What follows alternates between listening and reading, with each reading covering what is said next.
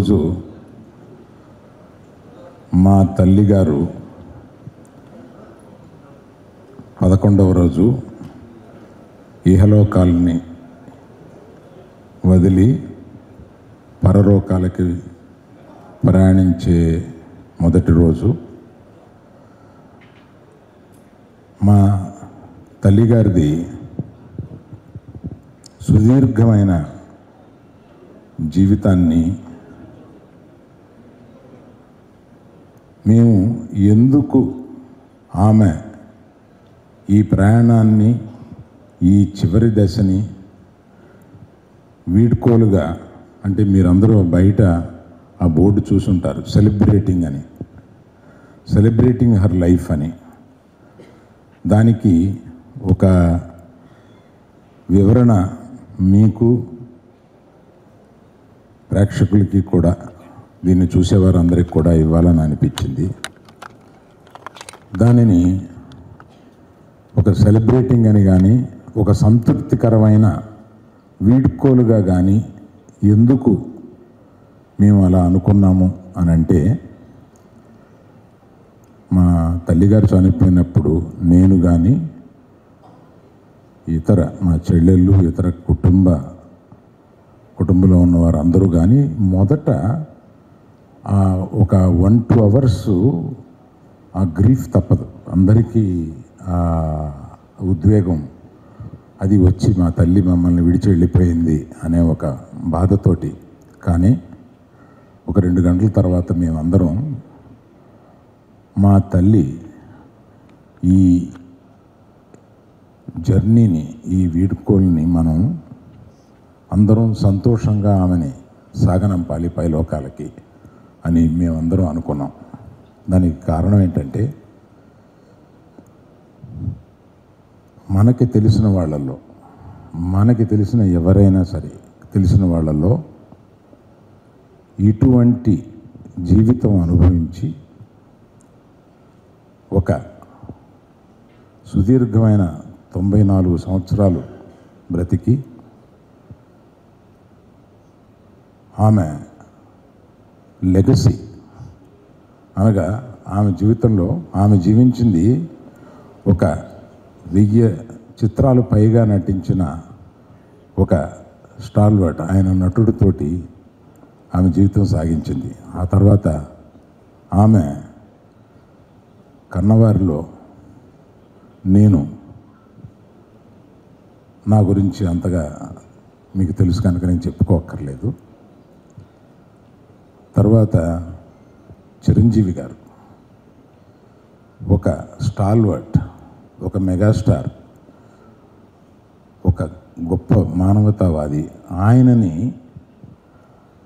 ఒక అల్లుడుగా పొందగలిగింది ఆవిడ. అల్లుడుగా ఆయనకి ఆమెకి ఉండే సంబంధం కూడా నేను మళ్ళీ చివరిలో చెప్తాను. అటువంటి చిరంజీవి గారు అల్లుడు. తర్వాత ఆమె సొంత మనవళ్ళు, అటు అర్జున్ కానీ, ఇటు మన రామ్ చరణ్ కానీ దేశ విదేశాల్లో ప్రఖ్యాతిగాంచిన ఒక నటులు. అటువంటి వాళ్ళే కాకుండా తన దగ్గర బంధువుల్లో ఒక అల్లు శిరీష్, అల్లు వెంకటేష్,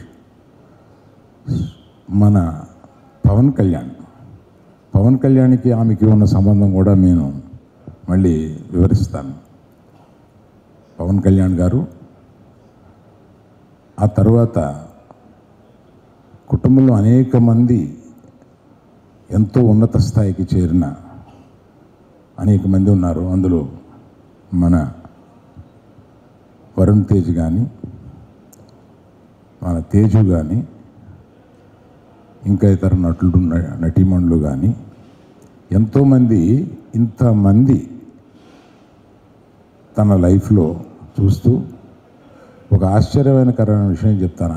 ఆమె మనవరాళ్ళు కాకుండా ముని మనవరాళ్ళు కలిపితే 12 మంది ఉన్నారు. 12 మంది ముని మనవరాళ్ళు, గ్రేట్ గ్రాండ్ చిల్డ్రన్ లో 10 మంది ఆమె తుది ప్రయాణాన్ని అటెండ్ అవ్వగలిగారు. అటువంటి జీవితం కోటిలోనో 10 కోట్లలోనో ఒకరికి ఉంటుంది.